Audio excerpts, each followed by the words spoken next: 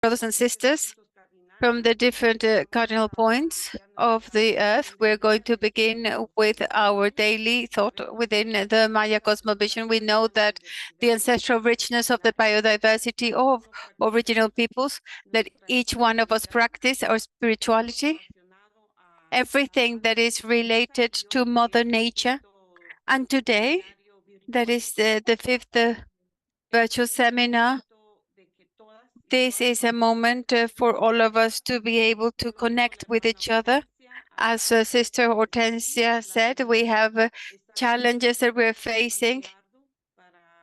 A lot of hard work is being carried out to have our voice heard within the COP16 meeting in Cali, Colombia. And for this, we're going to thank, and with the permission of Nahual 6 of the CAM Energies, we're going to request protection for all of those women, our sisters and young sisters, wise grandmothers in the different communities who are struggling every day in favor of obtaining respect for Mother Nature.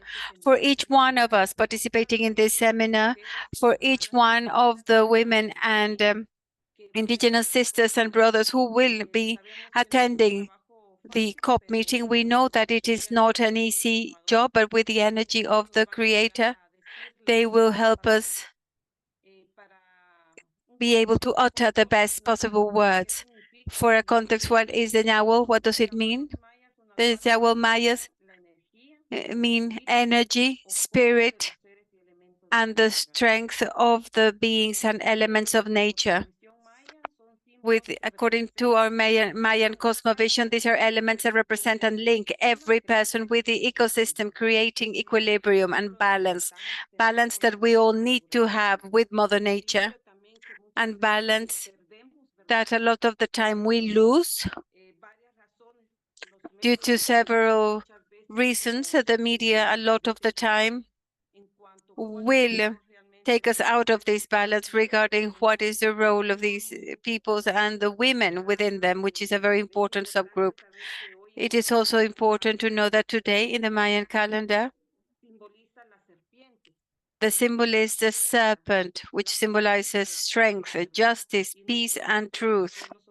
And we, all of the autochthonous peoples, we are all wanting to receive that justice, the fair and equitative distribution of benefits derived from biodiversity. And we precisely need that justice, that balance for original peoples and indigenous peoples. So with this candle that you can see here in this altar, and we also have our offering here from the regional meeting that we held in Panama, those of us who could attend. We mixed the different seeds, and we hope that these seeds will be able to germinate to have all this potential, and they carry all of the energies of our brothers and sisters who attended the Panama meeting. So with these thoughts, we have started the fifth virtual seminar.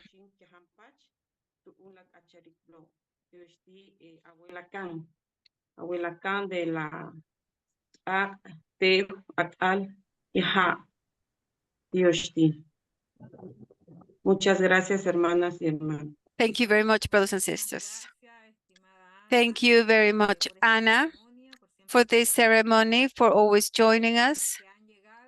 For those of you who have just arrived, we would like to inform you that we have interpretation available into English and Spanish for you to be able to switch at the time of the different presentations. Next, we're going to have a few words of welcome by our co-coordinator of the Network for Indigenous Women on Biodiversity for Latin America and the Caribbean, Maria Eugenia from Bolivia. Please go ahead.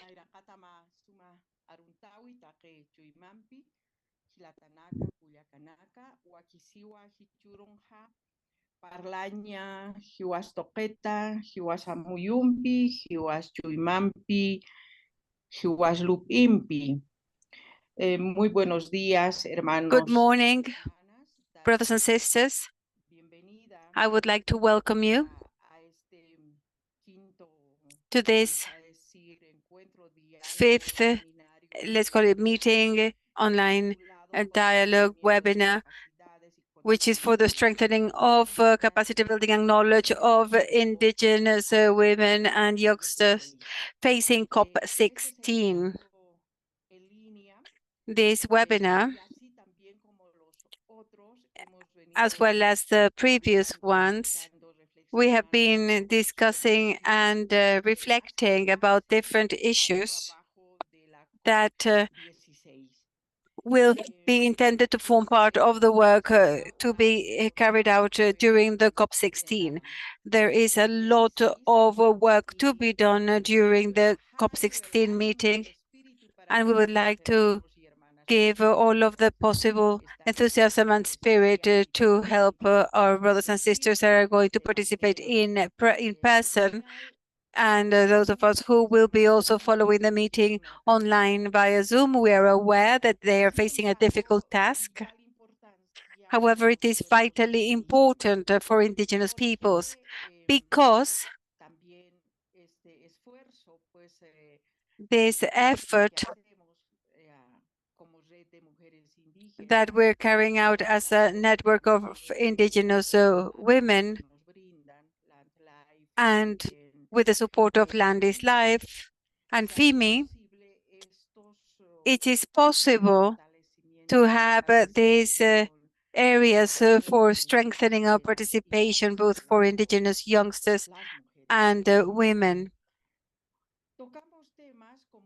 We're going to discuss topics such as strengthening our participation in these national, local, and international meetings, the strengthening of our capacity building process for women, of indigenous peoples, and for indigenous young people. We would also have the opportunity through these workshops to strengthen additional knowledge, to strengthen our experiences in the permanent dialogue with Mother Nature, with biodiversity, the important role that women play in recovering and rescuing practices, as well as in strengthening practices that are cultural practices. So I would like to thank Sister Anna for this ceremony. And there we can see this constant dialogue that we hold with Mother Nature, this permanent dialogue. This dialogue which strengthens the spirit, the ahayu of the people. Likewise, strengthening the participation of indigenous women with our own thoughts, approaches, focus, visions, capacity, and also in this daily, very close relationship with Mother Nature. I would like to thank Pachamama, Mother Earth, Mother Nature, our local deities, national deities, which allow us to hold this dialogue. And I would also like to thank the speakers who will show us the topic of the scope of indigenous peoples in the mobilization of financial resources. So I would like to thank you very much for that opportunity. Thank you, Kayaya. Kayaya, thank you very much, dear Maria Eugenia, for your words, which are always important. Very well. And before continuing, we would like to inform you that this is being recorded. As it has been in the previous webinars, you will receive an email with the recording, with the documentation, and with the presentations. So you will receive everything. Without further ado, we're going to begin with today's topic, which is the movement of resources. This is something that is going to be discussed within the COP, and something that concerns indigenous peoples, indigenous women in particular, very much. And we have two guests, two great friends. We have Ransom Garmucho, who is the founder of Mikia, Kenya, which is My Indigenous Knowledge in Action, He's a member of the work group of the International Indigenous Forum on Biodiversity and a co-coordinator of the work group on financial mechanisms and resource mobilization. He has been heading the discussions of the Biological Diversity Committee on these topics, and he's going to talk to us about the decisions of the World Bank regarding biodiversity and mobilization of resources for indigenous peoples. We're also joined by Casey Bott, who he is from Christensen Fund. He joined them in 2021 as Director of Global Strategy. He has more than a decade of experience and knowledge in the defense of the rights of indigenous peoples, the concession and participation of grants, the creation of networks for environmental issues.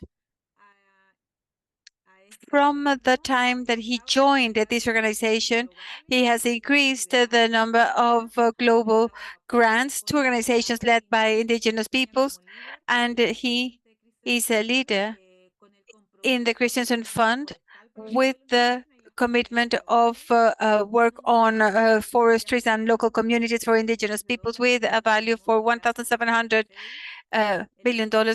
million, which was signed in the COP of Scotland. And as we know, it's going to be a great pleasure to be able to listen to the words. Before joining this organization, Casey was the executive director of Land is Life, an organization which has always supported indigenous peoples and mainly indigenous women. It is a global organization which supports the self-determination of indigenous peoples. And with him, we're going to discuss the topic of indigenous peoples and the challenge of resource mobilization. So we're going to begin with our brother, Ramson, and then it will be Casey's turn to address us, and then we're going to have a Q&A session. Please go ahead, Ranson, you have the floor. And I'm going to ask all of you to please, if we could switch to the Spanish channel so that we can hear the interpretation into Spanish. Thank you. Ramson, are you there?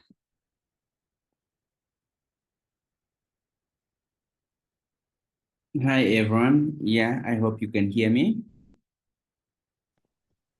Okay. My name is Ramson Karamushu, as our sister said, and I come from Kenya. I recently started an organization known as My Indigenous Knowledge in Action, which I focus more on indigenous traditional knowledge in our landscape as well as other landscapes. As I see, this is something that has been a challenge for us here in our landscapes. I'm trying to share my screen, but I don't know why that is not coming.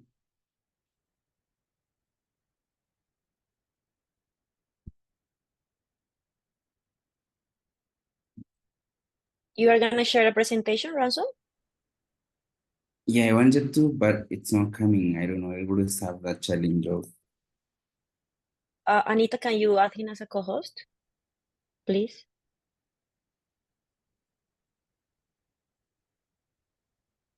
Ya tienes ahora acceso. Estás como co-host. ¿Puedes, por favor, verificar? Ramson, you have access. You're co-host. I think you will be able to share your screen now.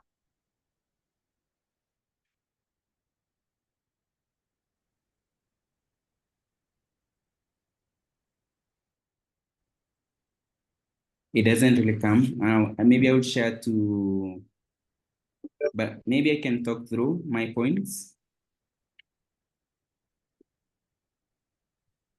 Thank you again for giving me this opportunity to talk with you about resource mobilization and financial mechanisms about the COP. Oh, yeah, I think here it is.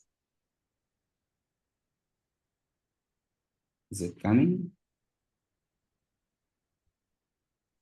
Aún no. Ahora viene. Yes. Yes, we can now. We can. Yes, we have your screen. Thank you. Go ahead, please.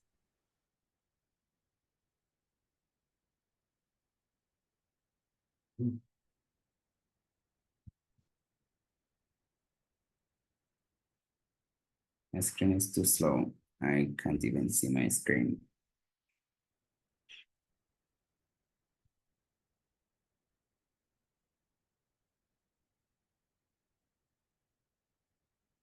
Are you still seeing my screen? Yes, we do, Ransom. But not the PPT.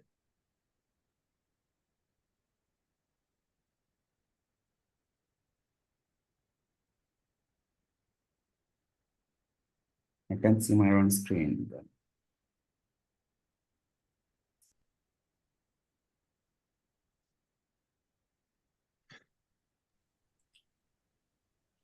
Do you want to share with me the PPT? I can share with you.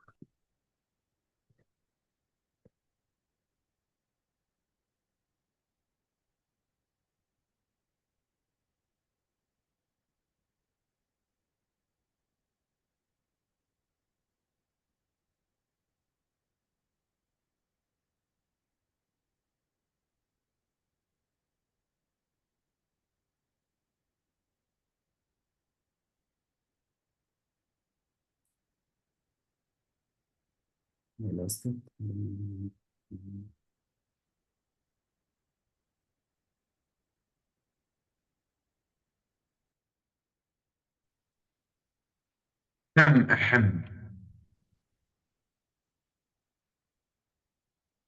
Hello, guy.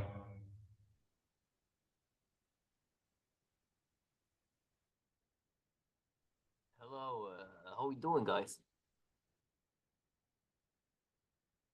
So we're gonna talk about Jesus Christ.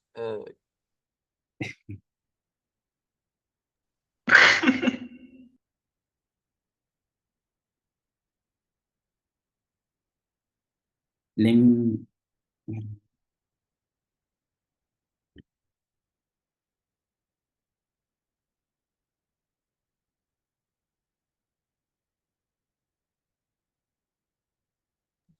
Bueno, quizás mientras Ransom pueda compartir Lingango, bien. lingo, Maybe why Ransom manages.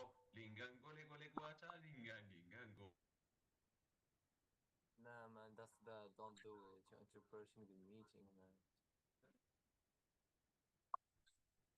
Bueno, yo creo que mientras Well, I think that while Ransom manages to fix the problem that he has with sharing his screen, perhaps we could give the floor to Casey. Thank you for all the energy and the strength of all our brothers and sisters. And then we will be able to give the floor to Rax. Please go ahead, Casey. Thank you, Hortensia, and to all the organizers for inviting me to this important dialogue. It's an incredibly important discussion as we move into two very important international convenings, COP16 for CBD in Cali and for COP29 in Azerbaijan. I think these two COPs present incredible opportunities for Indigenous peoples and other allies to further reshape the discourse on direct funding to Indigenous peoples organizations. As we all know, at the $1.7 billion pledge for forest tenure efforts in tropical forests, and let me emphasize that pledge was only for tropical forests, Indigenous peoples and local communities were highlighted as critical actors in helping carry out that pledge. Despite highlighting them as critical actors, the pledge most recently announced that only 2% of the funding is going directly to Indigenous peoples and local community organizations. So when you look at the differentiation between Indigenous peoples and local communities, I assess that we're well below 1%. And I think if all the experts on this call were to look into the specifics of those numbers, they would be even less. So that's to say there's a lot of work to do on directly supporting Indigenous peoples and local community organizations. This pledge that's now over $2 billion is set to end in 2025 at the end of next year. So now the question is, what's next? Will there be another international pledge? Will it go beyond tropical forests and value other critical ecosystems that are interconnected? Will it more directly support Indigenous peoples and local communities. I think all of the leaders and participants on this call need to become very vocal on the pledge that they want, because I'm anticipating that donors will create another pledge, and it will reshape the discourse and the landscape for funding for the next 5 years. So I think it's critically important that we be very specific and targeted on the pledge that Indigenous peoples wants. One that values other ecosystems and gets more direct funding to your organizations. So as we all enter COP16 and COP29, I thank you for all your efforts and your leadership. And I look forward to engaging on this call and a fruitful conversation on how we can make the best use of some of these spaces going forward. Thank you, Hortensia.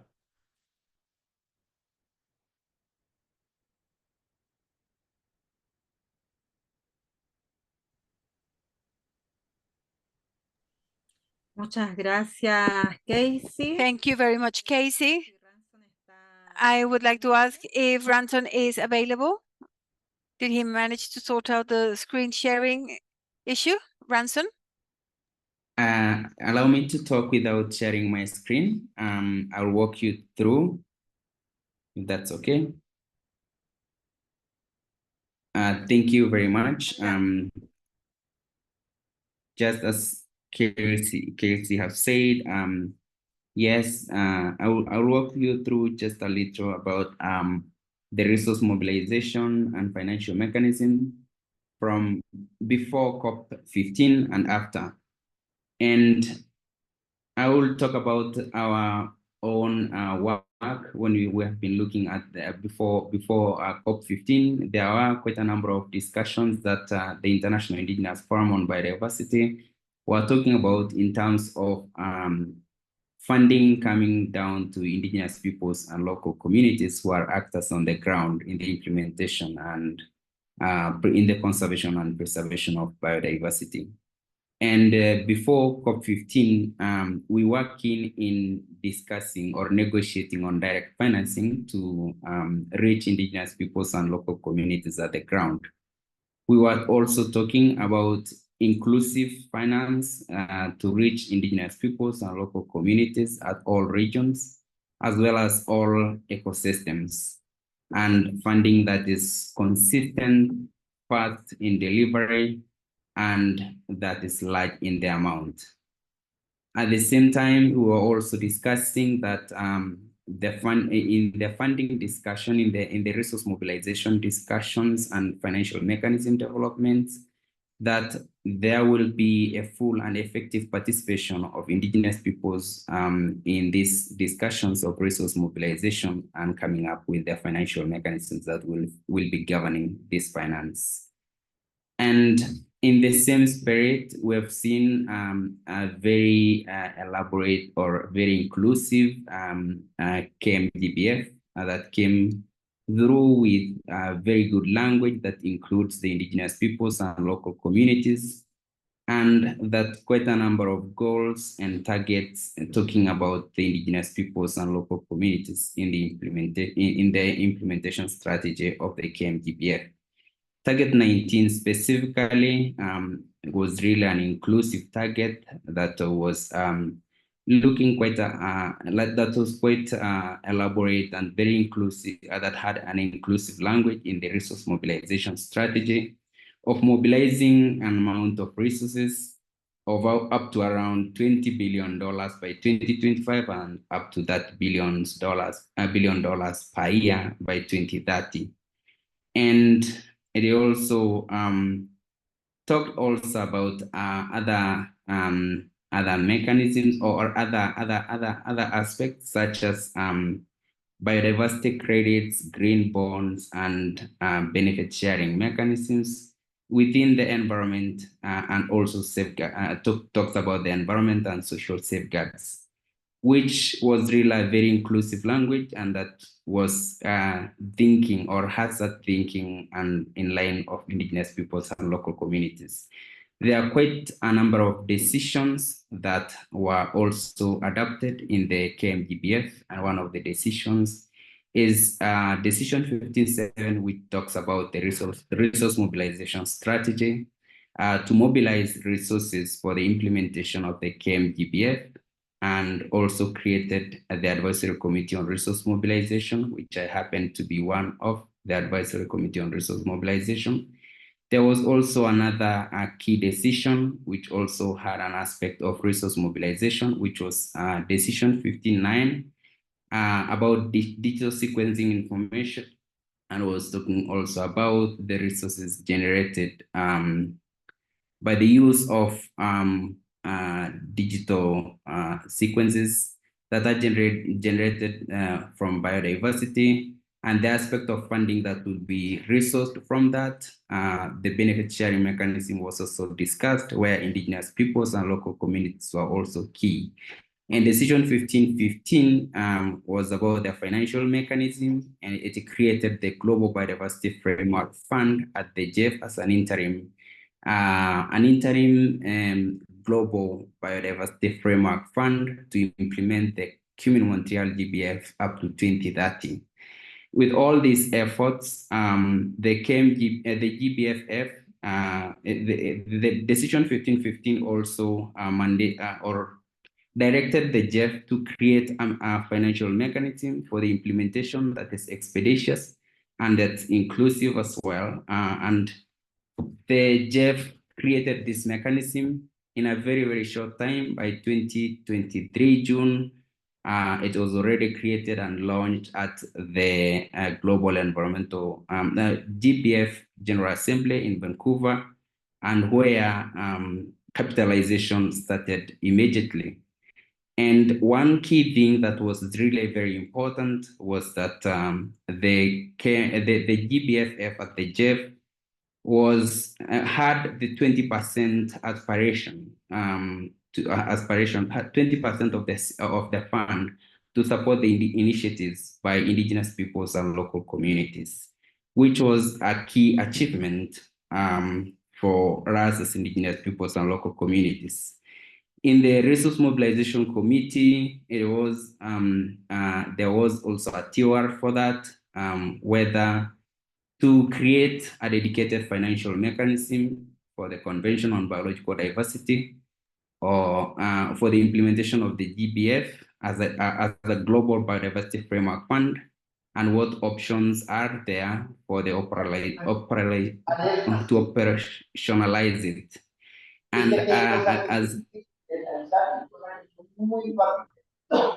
sorry, there's someone talking, I don't know. And also the other work of the Advisory Committee on Resource Mobilization was whether to look at the trust fund at the GEF, which was created in the Decision 1515, if that could be the Global Biodiversity Framework Fund, or as well whether and how either of the funding mechanisms mentioned of creating one or using the GBFF fund at the GEF, if either of that, if creating one or the one at the GEF could be used as a financial mechanism to resource mobilize and implement financial resources generated by the mechanism, generated by the use of digital sequences in Decision 59. Quite a lot of discussions happened during this time, and the work of also Advisory Committee was to look at the current status of resource mobilization and financial mechanism that we have for the implementation of for the conservation of biodiversity. And the other work of the committee was to develop a resource mobilization strategy for the implementation of KMGBF, and to report it to the SBI 4 and probably at SBI 5 and COP16. And I will share the slides, and you will find a link where you can go and find the recommendations of the Advisory Committee on Resource Mobilization, which are quite important to look at as we proceed to the COP. It's very important for us to look and make sure that that is protected. And when the decision is adopted, there will be the section that will be talking about indigenous peoples and local communities, women and youth, which talks about our own contributions to the resources and our effort that we have been putting there. It's in Annex to Section 5. There was also as well a financial mechanism which was done through a consultant, and it also talks more about how the financial mechanism will be done with the inclusive of indigenous peoples and local communities. There is also a report that has been an advice to the COP on financial mechanism for the implementation of KMGBF using the report that does not really mention exactly on where the resource mobilization strategy or creation of the mechanism will go, if it is the new one or the JEF, but there's quite a number of recommendations asking, will it be JEF, will it be the KMGBF, the GPFF at the JEF, or in another funding that will be mobilizing resources for the implementation of the KMGBF. And I think this is something that for us as indigenous peoples participating in this discussion, indigenous peoples and local communities, we could not really make any decision. We were not trying to say where this funding should go, but there will be the decision of the COP for them to recommend if it is the GBA, if it is the JEF or the GBFF at the JEF, which is up to 2030 or any other. But we should keep in mind that there will be recommendations and the COP is going to adapt, and quite a number of mechanisms that are there already that have been presented is something that we need to look at and see which one favors us so that we can negotiate through. And then I think I can stop there. I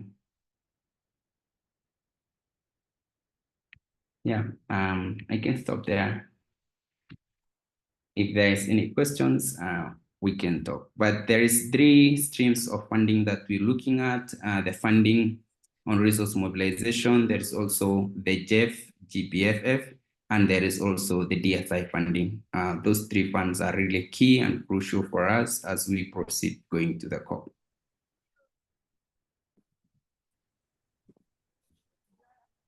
Thank you. Muchísimas gracias, Ramson. Thank you very much, Ramson. Really, when we are talking about funding and resources, this is extremely important, and this is going to be discussed in the COP because the implementation of plans, programs, and of the different topics are part of this agenda, and which some of the members of the Indigenous Forum on Biodiversity, as yourself, have led, and you will be in that negotiation. Casey, if you could tell us a little bit about how the relationship between indigenous peoples or indigenous women is within this situation of resource mobilization or looking for resources, how your foundation acts in the generation and sharing of resources with indigenous peoples. And very few organizations are doing this type of activity. So Casey, if you would share that with us, please. Yeah, thank you so much, Hortensia. The Christensen Fund is a bit unique in the sense that we directly support the rights of indigenous peoples. So well over 95% of our funding goes directly to indigenous peoples organizations, including many on this call. That being said, we've been trying to influence other donors to do the same. You know, all too often we see indigenous peoples viewed as a means to an end in a larger biodiversity and climate game, and this must change. We must recognize the rights of indigenous peoples first, and then talk about all the great benefits that come with supporting indigenous peoples' right to self-determination. If you look at the 1.7 pledge, for example, Hortensia. Nigga, what are you saying, nigga? Nigga, you're talking is Japanese. It was only last year that the donor group tried to track funding on both gender and youth efforts inside the pledge. And there's preliminary funding numbers coming out right now that only 22% of the projects had an emphasis on supporting indigenous and local community women, which is a number that needs to go up greatly. As we know, women are very much leaders in their own communities. And Hortensia, something that I'm greatly worried about is less than 1% of the funding was supporting youth initiatives that we know are the next generation of leaders in our movements. So this is something that I think this group can really help lead and be vocal on the importance of supporting both women and youth going forward in these efforts. Thank you. Muchísimas gracias. Thank you very Kate. much, Casey.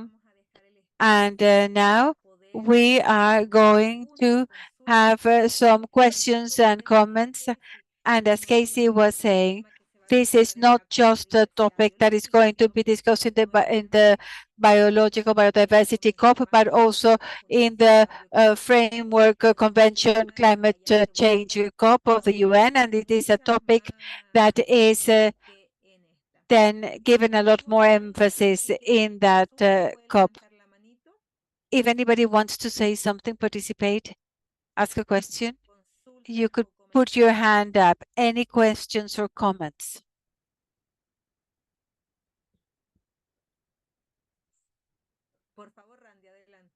Yes, Randy, please go ahead.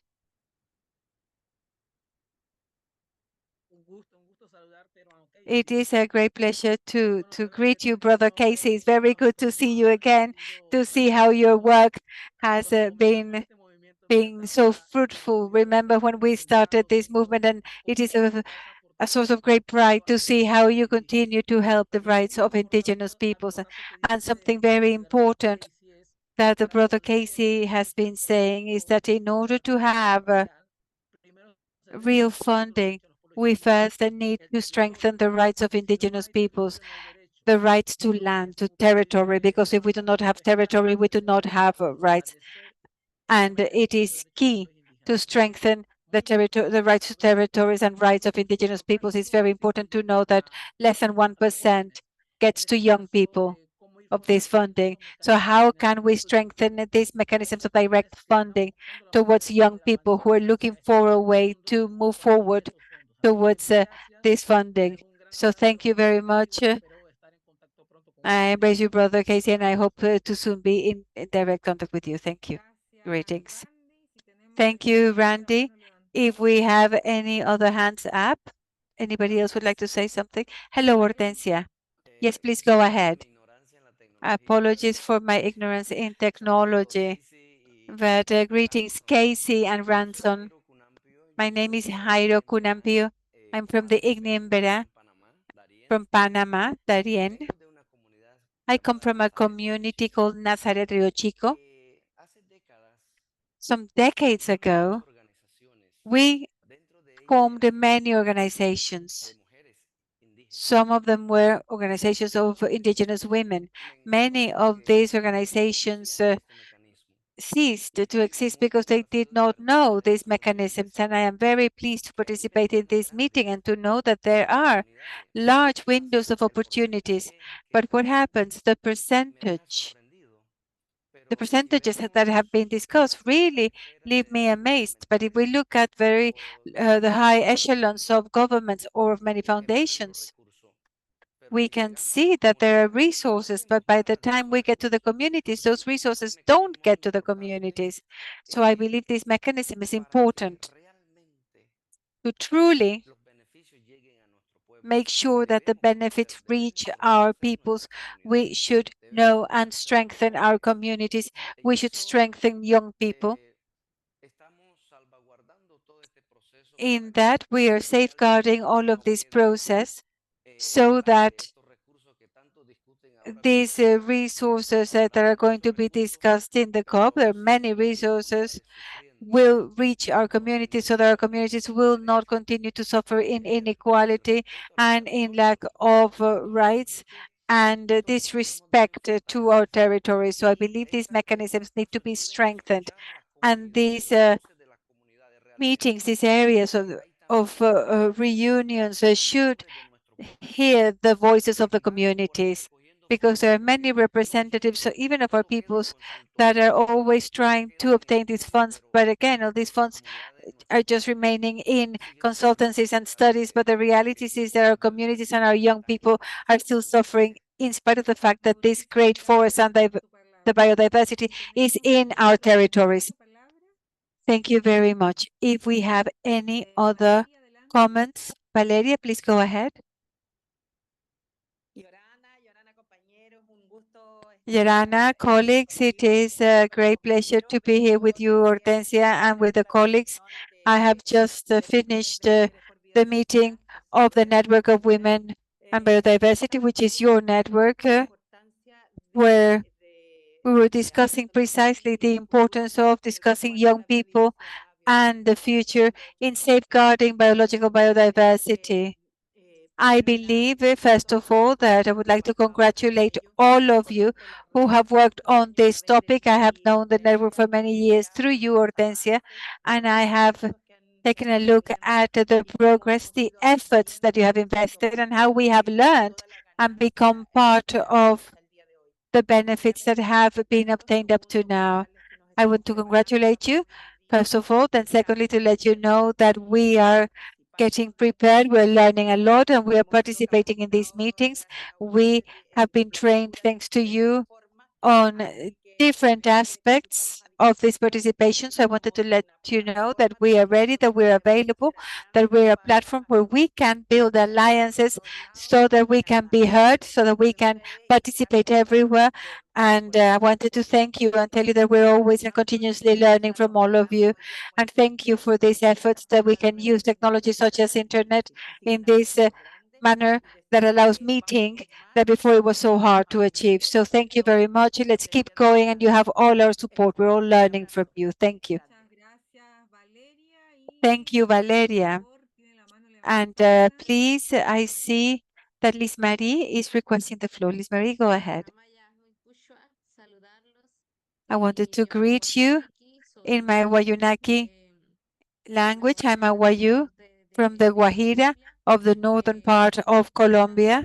I am very happy to be in this space. Thank you for the invitation and for this discussion about the importance of COP16 that many young people may not know, or maybe that information hasn't reached them.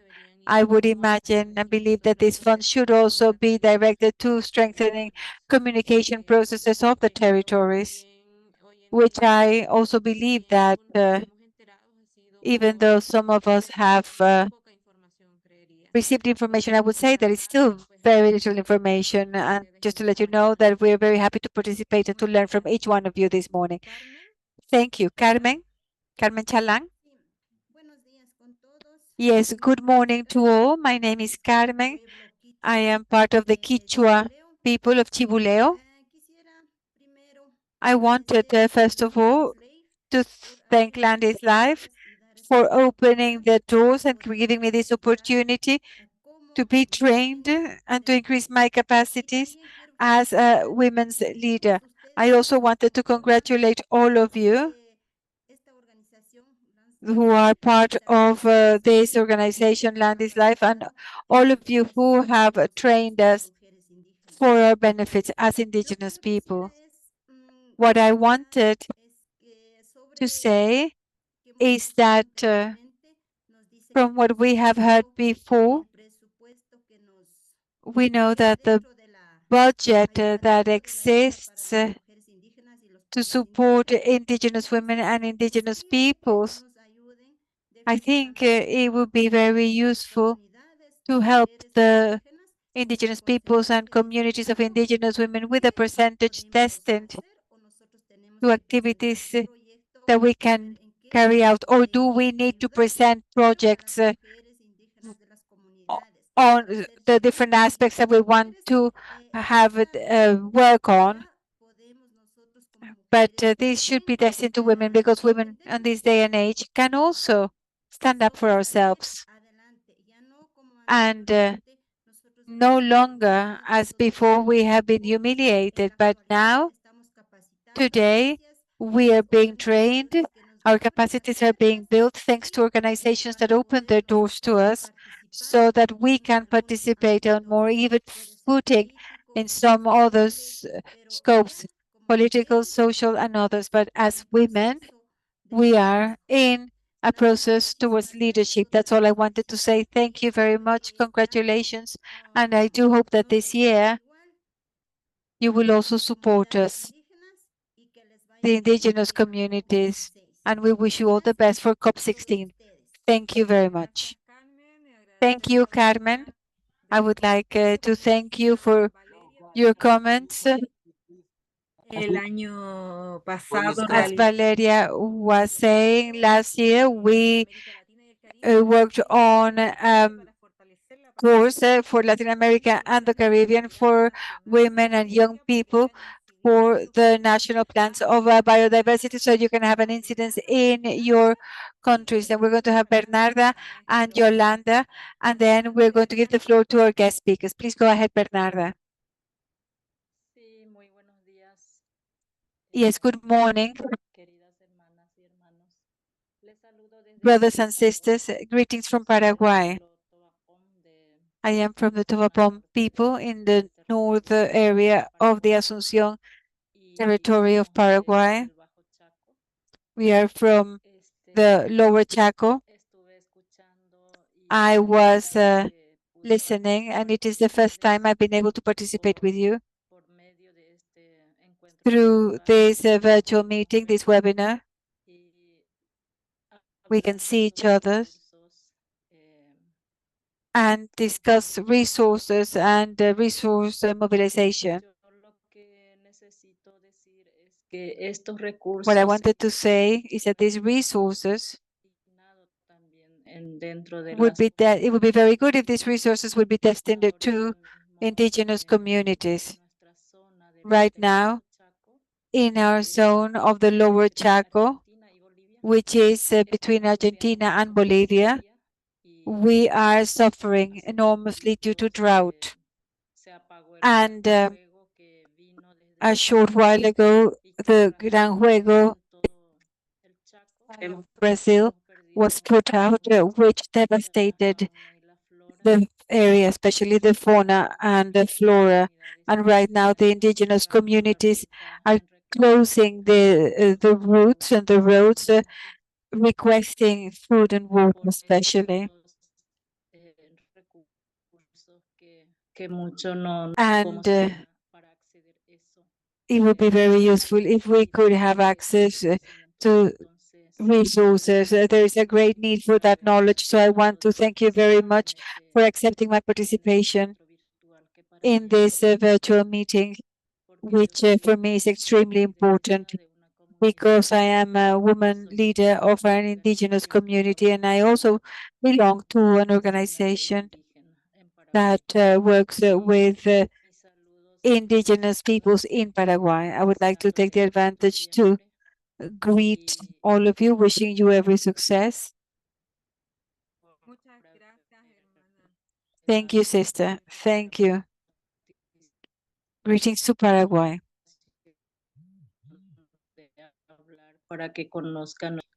And thank you for letting me speak to share with you our information. Yolanda, please go ahead. Yes, good morning. I would like to thank very much the comments and presentations of Ramso and Casey. The first comments are for Ramson.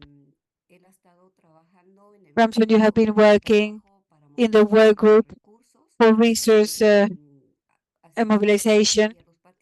And I would like to let the participants know that as a women's network, we have worked for more than 10 years with GEF to try to obtain resources for women and indigenous peoples.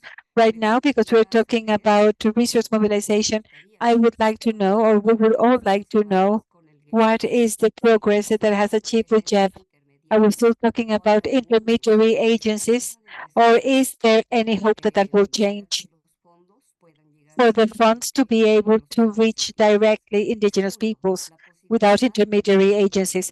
Secondly, the possibility that CBD Secretariat can manage those funds? Is there any progress on that? And number three, there has been a proposal for the indigenous organizations themselves that have experience in presenting proposals and managing funds should be in charge of receiving this funding. There are three proposals on the table. I would like to tell Brother Ramson, as he is leading this group, if he could ensure funds for indigenous women and young people. Now, for Brother Casey, we have heard a lot about capacity building. Yes, we've been talking about funds. We have talked about percentages and statistics. But when we are new in the process, first of all, we don't understand this data. And secondly, we ask ourselves, and why do we not have access to this funding? It is not easy at all. So I would say that in all of the meetings that we have had, I would like to remind you that we have been talking about capacity building for indigenous peoples, for women and young people regarding methodologies, instruments that are culturally suitable, but also we need to learn. We need to learn how to make a proposal, how to present it, what are the steps that we need to follow. And then I would like to invite, as Brother Casey is here, I think the donors, the NGOs, or the organizations that are working with resources, they should review their formats for proposals, because a lot of the time when one wants to access, even for minimum help, we are basically stopped cold in our tracks by the formats. So I think we should revise the formats for small donations, where the proposal should not necessarily be written down. We could have pictures, we could have audios, we could have testimonials, respecting the fact that indigenous populations a lot of the time communicate verbally. These are just my comments. Thank you very much. Thank you, Yolanda. We're going to give the floor to Ramson and Casey for them to give us some more comments, and then we're going to have more questions and answers so that nobody is left without asking the questions. Ramson, you have the floor, please. Thank you so much for that question, Yolanda. And if I may say about direct access, there is something that we need to really continue work on, and that is the term direct access.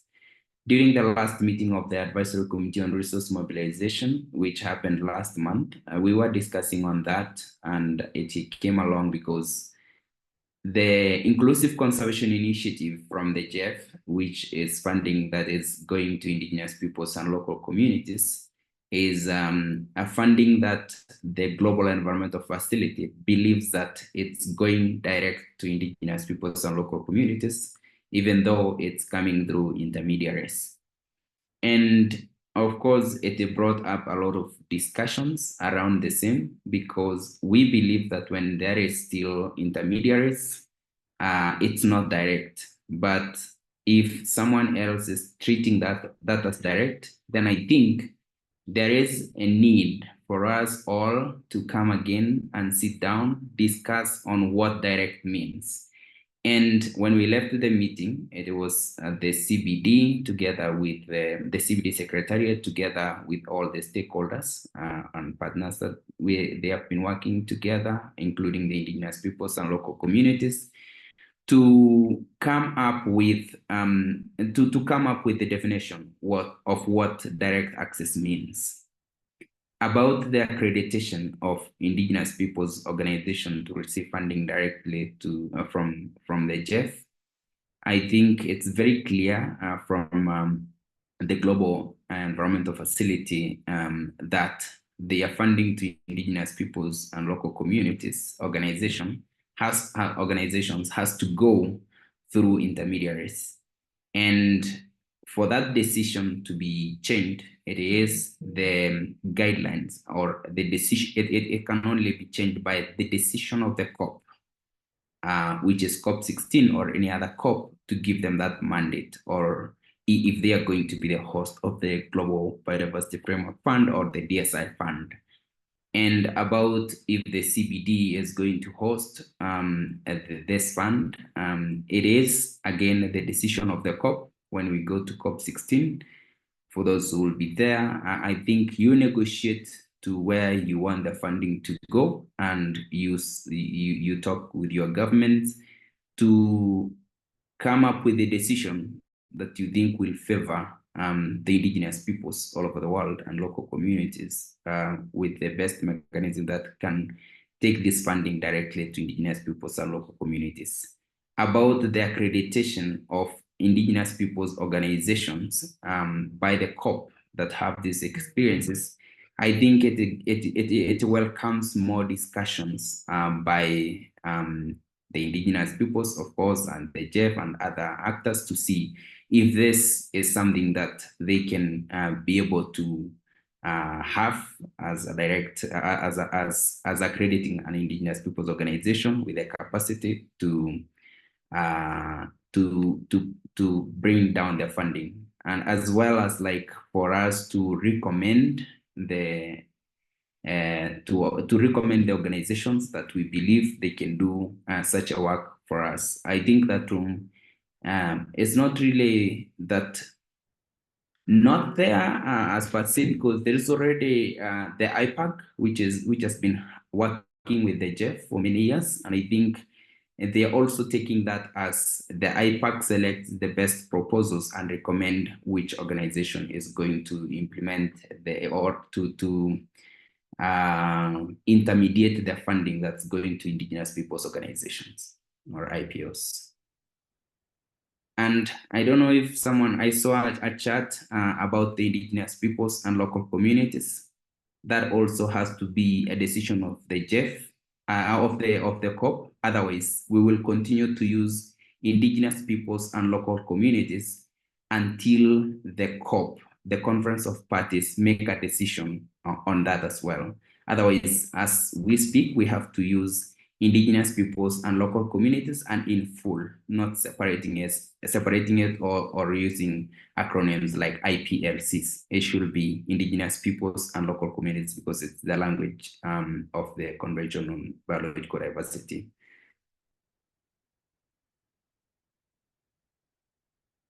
Thank you. Over to you again. Muchas gracias, Ramson, por Thank you very much, Ramson, for all of the information you're sharing with us. Please, Casey, you can go ahead and then we'll go to more questions and comments. Thank you. Yeah, thank you, Yolanda, for the comment. I think you're spot on and very correct in the sense that donors have been talking about building the capacity of indigenous peoples and local community organizations, and nobody's talking about donors also building their capacity to give more directly to indigenous peoples organizations. And I think that's the critical discussion that needs to happen. What are the barriers that donors are facing themselves in order to get funding directly to your organizations? I also want to thank Ransom for his comments on the troublesome acronym of IPLC. I think this has been a really big issue within the donor community and policymakers of conflating indigenous people's rights with other people's rights. There's confusion on who is a local community. Is it my neighborhood here in New York City, or who are local communities? And I think indigenous peoples have worked for many, many years on distinguishing their unique rights as articulated in the Declaration, and these need to be upheld in all practices, including this acronym of IPNLC. Hortensia, in response to this conversation in this group, because I know we're running out of time, if this group finds it helpful, I would be welcome to hosting a consultation dialogue at COP16 on how a new next pledge can best incorporate the rights of Indigenous women and also give more funding directly to Indigenous women's organizations. I welcome that invitation, and if Land is Life is willing to help co-facilitate that, I would be happy to organize it with them. Thank you. Muchísimas gracias, Casey. Thank you very much, Casey. Thank you, Ramson, for your availability. We have another comment or question. Ana from Guatemala. Yes, to add to what Sister Terán was saying and the person who spoke before me. I think they're very right. We need to use many strategies. It will be very strategic to, within the COP, be able to meet, and for our brother Casey to be able to help us women through our representation in Rengit, because if we see that this is a fundamental element to access this funding. Yolanda, Sister Yolanda Terán, Viviana, and others, we have been in Jeff meetings precisely, and we have requested from the authorities that the funds should be provided directly to indigenous and local communities. So this is a good time, I think, in COP16 to be able to meet and consolidate these bonds of effort with these people who know how to speak to the different staff of Jeff, as well as with the leadership of REMIF. I think it's extremely important to strengthen capacities from the Jeff so that they can understand these needs. And of course, capacity building for us as indigenous women as well. Thank you. Thank you, Hannah. And we are going to take you up on your word, Casey, to see if we can meet and have this session in Cali, Colombia, and Ramson. Thank you very much for leading this topic, which is another recurring, it's quite technical, and we're going to also send the best possible positive energies for things to work out well in this COP. If there are no other questions, this is the last one. Katie has been waiting for quite a long time. Is Katie still there, or has she gone? Katie? Very well. And with Teresita, okay, and Beatriz, and then we will close. Good morning. It is for me a great pleasure to be in this meeting.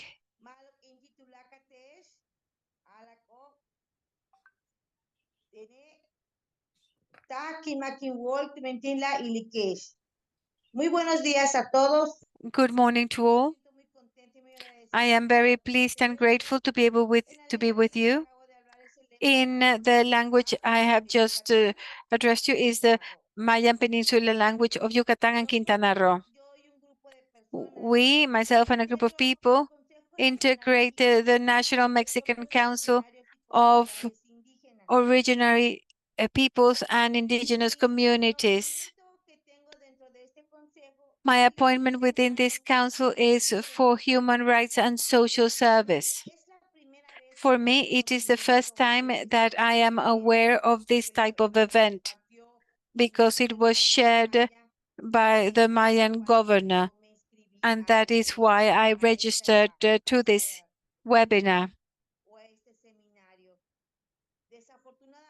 Unfortunately, I did not know of the previous webinars. Can you hear me? Perfectly, yes, very well. Yes, did you hear me before? Yes.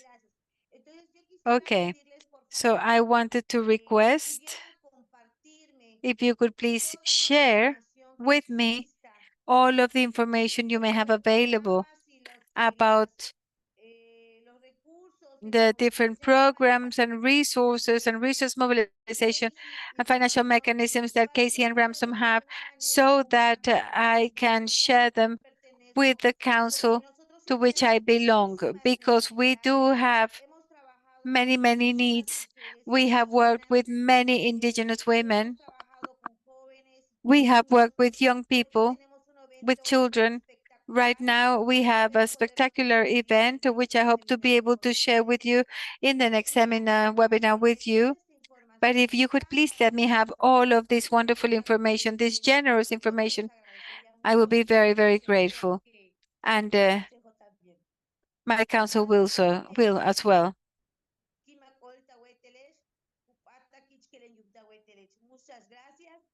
Thank you. Thank you all. and God bless you. Good afternoon. Thank you very much. Good afternoon, and we will be informing you. I have included in the chat the social networks and the website of the meetings where we're going to be. Beatriz, please go ahead.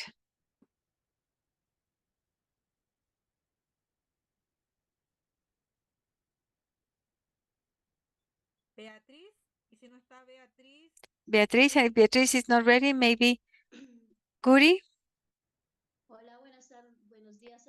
Hello, good morning and good afternoon to all of you. It is a great pleasure to be able to greet you and meet again. My question is due to the fact that I've been listening to all the presentations and I am not very clear about that percentage of funding for indigenous peoples. How does it go through the different states, the different governments? Because here in Colombia, I don't know if that percentage is received to the government or to the states, and the states have the obligation to inform communities, or does it reach directly the communities? I would like to have a bit more clarity about how it actually works. Thank you. And have a good weekend.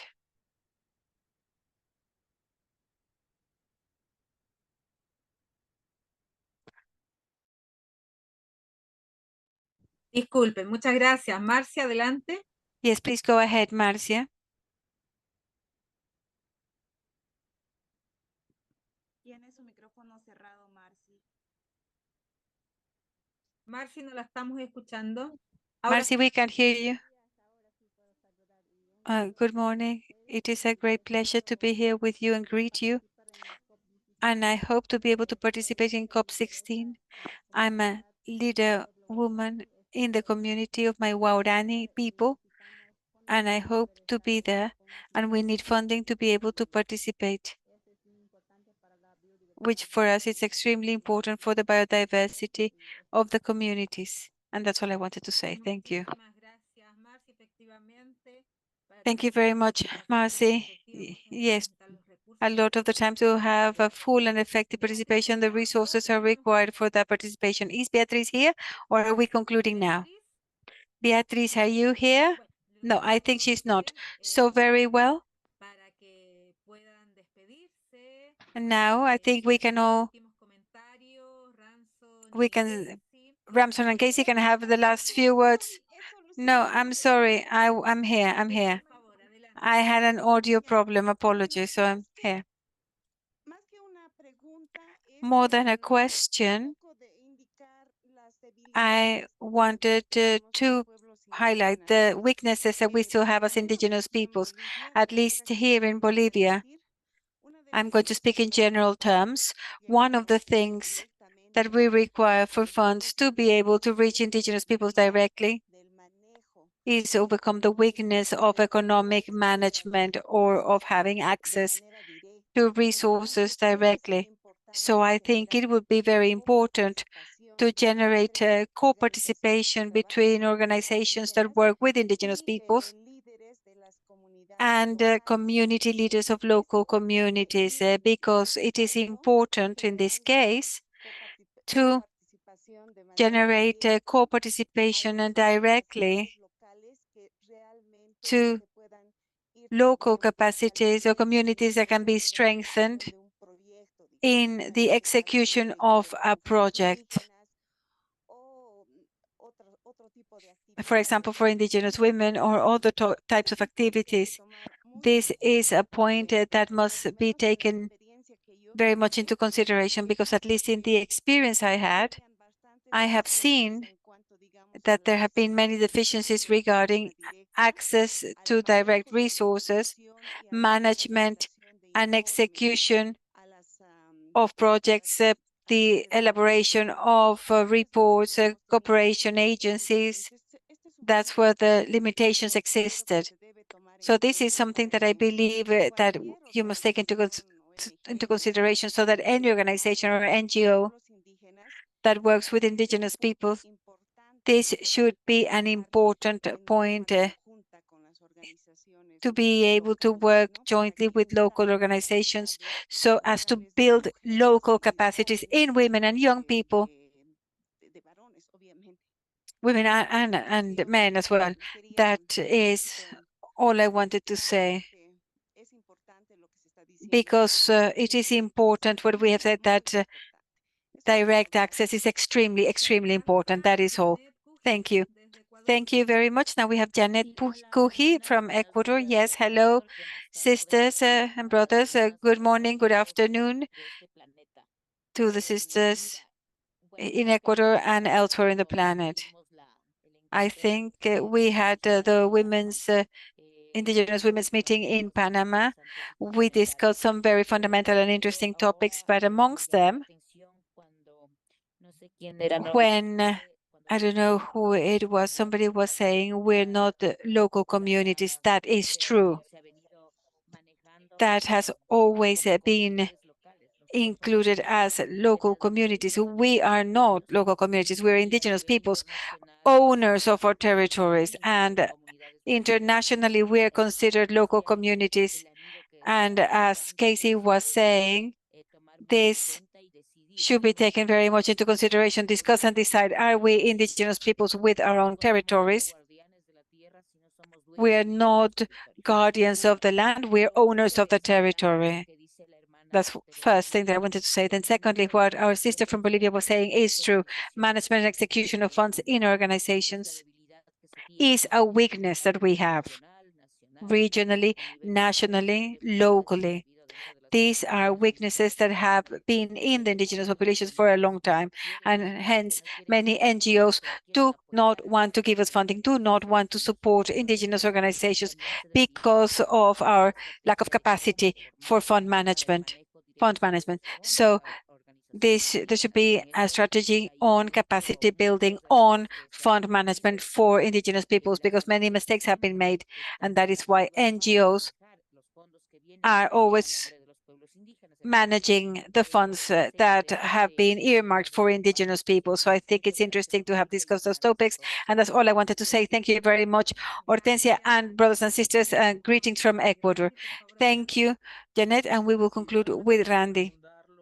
Yes, all I wanted to say is that I agreed with what the last sisters have said regarding direct access. I believe that there is a limitation and we must acknowledge it. When we want to look and get this funding, we need to look internally at organizations. So for example, do we have up-to-date accounting systems? How is the internal management set out? This makes it really difficult to access funding mechanisms. I think it's very important to be able to look at ourselves, to strengthen ourselves, as the sisters were saying, to look for projects that will strengthen our managerial capacities, because that is always a limitation. We're told always, you do not have up-to-date accounting capacity, you do not have the experience to access these funds, because we're talking about many millions. So, for example, for climate change, when we saw the commitment of $1.7 billion, that fund, what is being considered for biodiversity? Could we access that for biodiversity? And that was all I wanted to say. And it is always, always a pleasure to learn more about these issues. Thank you. Thank you, Randy from Panama. So we're going to give the floor to Ransom so that he can give us final comments. And go ahead, Ramson.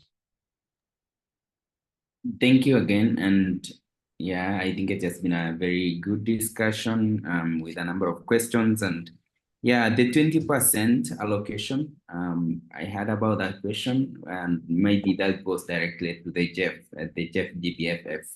And yeah, I think when we go back to the creation of the Jeff GBFF, there was that 20% aspirational fund to support the aspirations by indigenous peoples and local communities on the ground. But let's say indigenous peoples, because Jeff really does not really talk about indigenous peoples and local organizations. But they have to respect the language of the CBD. So the 20% is an aggregate global figure, which does not really mean that they have to look into in each and every project that's going to be supported by the GBFF. At the same time, we have a long way to go as Indigenous peoples because we're still in the negotiations, and I think we should be discussing what's beyond aspiration. Like, yes, we are aspiring. The 20% is an aspiration, 20%. What is beyond that? Like, beyond 20% aspiration, can we put it into the realities? Our negotiations has been like Indigenous peoples and local communities have been recognized in over 30% of the targets, which is eight of the 23 targets. And when you take into that, you look into that, it is around like 34. So the GBF has really, the GBF, the KMGBF has recognized Indigenous peoples in the language more than 20%. At the same time, we were negotiating that the 20% should not be treated from the global aggregate figure, because it means the 20% means that if there is, for example, 80% of the funding to support the aspirations by Indigenous peoples to a project coming in Kenya, and for a project going to Tanzania or Uganda has zero of aspirations to support Indigenous peoples and local communities, the JEF will take the aggregate figure of the aspiration funding in different projects, and if it accounts to the 20% at the global level, then they have met their target. But we see a risk because there is a challenge of accounting some projects, and there is also a challenge because there might be exclusion of Indigenous peoples completely in some areas or in some regions that the project are not going to target them to allocate the 20% as their aspiration figure. And I think the other thing that we should put into consideration when we go to the COP 16, which is mandated to create the GBF, the Global Biodiversity Fund, that will be under the authority of the COP and should be operationalized in COP 17. We should put into consideration that our negotiation, and which has also been captured by the Advisory Committee on Resource Mobilization report, as well as the DSI report, that we are talking of funding going to both Indigenous peoples and local communities at both regions, the developed and developing countries. We know that some fundings, like for example, from the JEF, has only been going to Indigenous peoples or wherever, or whichever initiative that is going to in the developing countries, and exclusion or not supporting any initiatives in developed countries. But our negotiations and the reports of the two committees now recommend that the Indigenous peoples, and local communities, both at developed and developing countries, should be beneficiaries of the resource allocation from the global level. And I think that is just a stronger term as well to make these funding initiatives to fix themselves in a way that they are going to give funding to Indigenous peoples and local communities, or also allocating funding for biodiversity globally. And yeah, maybe I could stop there, but welcome to discuss more on private chats. And I've also shared my slides to Luisa. She can share it here or to people with the emails. Thank you. Muchísimas gracias y vamos a compartir esa. Thank you very much, and we are going to be sharing your presentation. Thank you, Ramson, for your time and for your very practical discussion. Go ahead, Casey, please. Yeah, thank you, Ransom. Thank you, Hortensia, for organizing this conversation. What I can say to this group is that there will most likely be another financial pledge for Indigenous peoples and local community tenure efforts. We're at the critical moment where there's not even a draft of the pledge that they're thinking about. What I can say is that the donor group is very open to broadening the pledge. The question is how broad, thematically and geographically? What other ecosystems will it encompass? What percentage of direct funding targets will we set in order to reach Indigenous people and local community organizations? And I say all these questions because this is the critical moment that this group, everyone on this call, needs to give input, guidance, recommendations on the pledge that you all want, and hold donors accountable to commitments that they make globally. So I invite you all to have follow-up conversations with me, and I greatly invite Lend is Life to help co-host a consultation, especially on the priorities of women when it comes to major financial pledges that are being developed, sometimes without the input of Indigenous peoples themselves. So how is it for donors to create a pledge that is intended to do good for 10-year efforts for Indigenous peoples without involving the voices of the communities that have been doing the hard work, and that your self-determination and ways of life has protected these ecosystems for thousands of years? So I welcome continued participation, and I'm grateful to Hortensia and Land is Life for organizing this important conversation. And Ransom, thank you for all of your inputs and guidance in the processes you've been working on. Thank you. Muchas gracias a ambos por su tiempo, su I dedicación. would like to thank you both for your time, for your dedication. And we, as a network of Indigenous women for biodiversity in Latin America and the Caribbean, we are on permanent activity to strengthen the capacities for other women in the peoples that are not connected, that do not have access to participate in these meetings or to know what is being discussed, to be able to provide them with this information. So thank you very much to all of you. And we like to give the floor to our colleague from Land is Life. Please, Luisa, you have the floor. Go ahead. Thank you, Hortensia. Thank you, Casey and Ramson,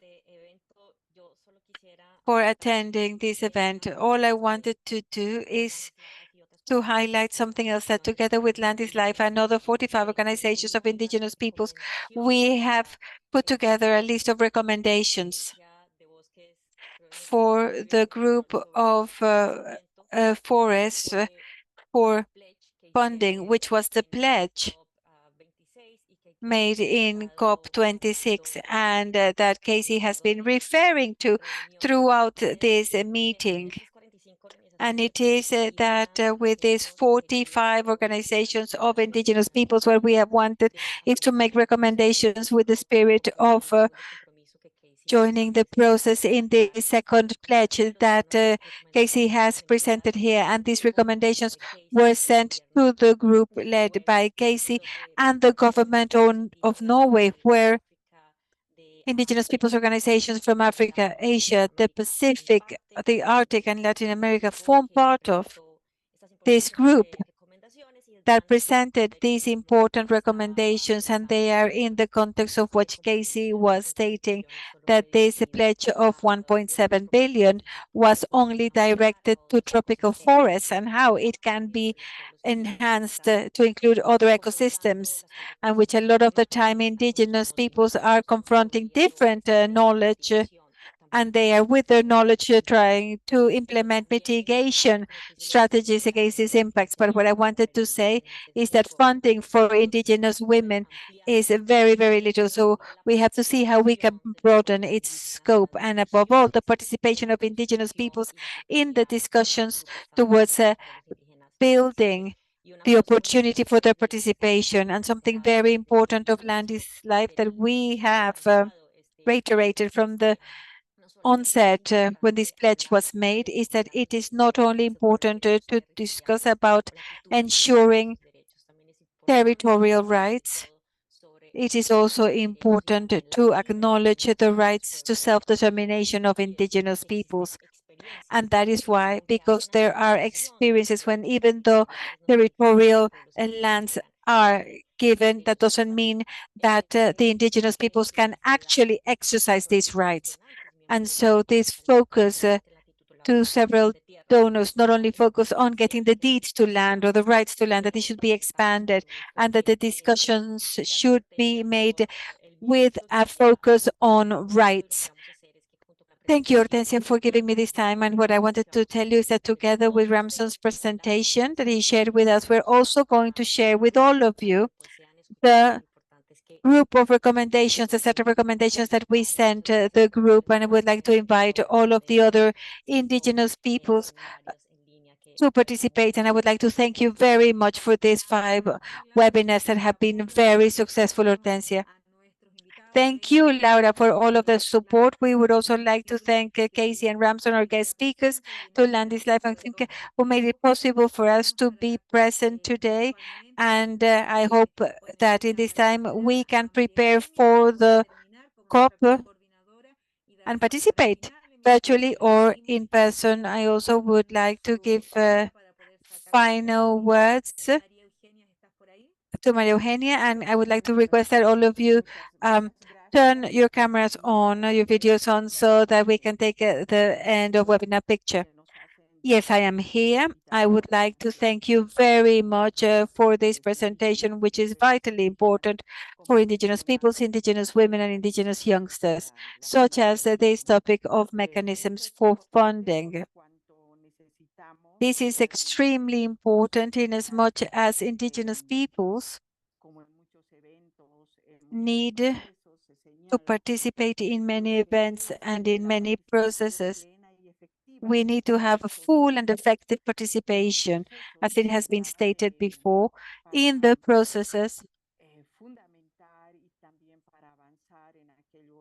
in order to make progress on the different topics, such as the topic of self-determination, of also of the collective rights of Indigenous peoples and Indigenous women.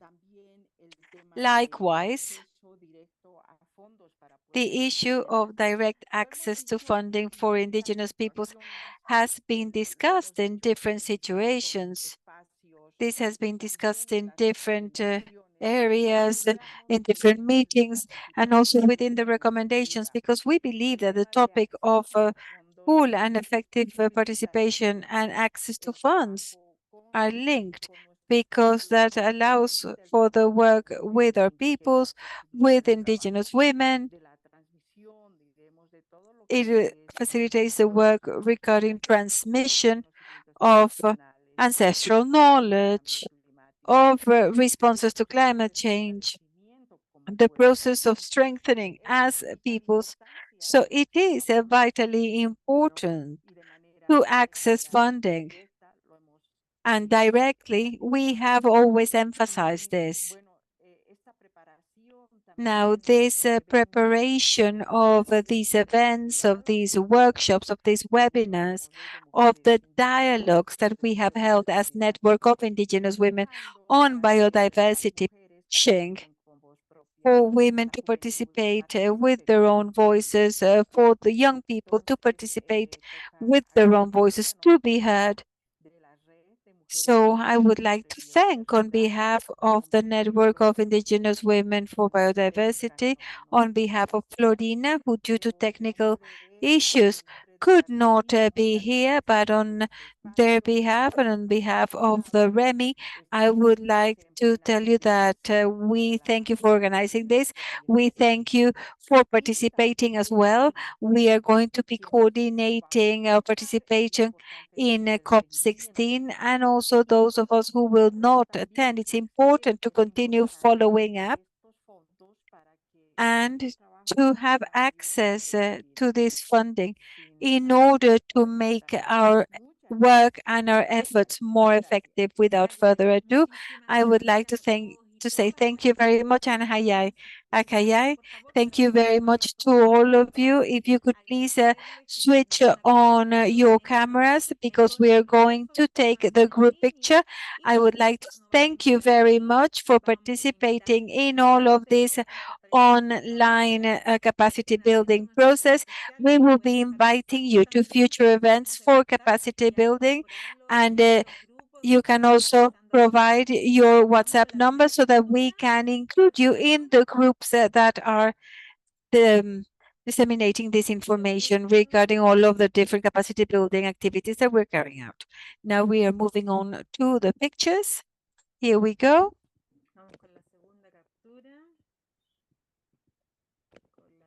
We are just taking pictures of all of the different screens. We have 3 screens. It's 67 of us.